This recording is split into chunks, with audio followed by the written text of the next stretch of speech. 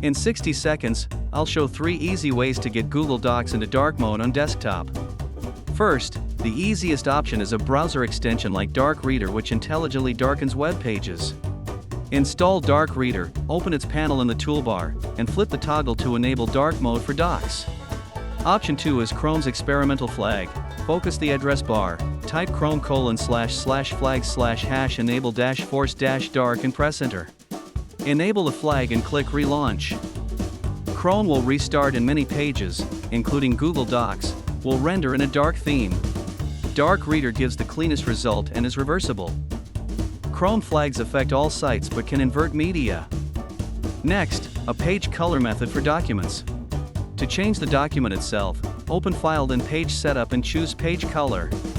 Pick a dark gray or black so text appears light. Note this changes actual page background for editing and exporting. Here's a quick before and after to compare the same document in light and in dark mode.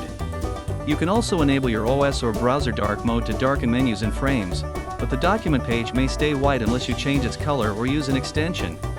For fast toggles, assign a keyboard shortcut to your extension at chrome://extensions/shortcuts, then press your chosen keys to flip dark mode instantly.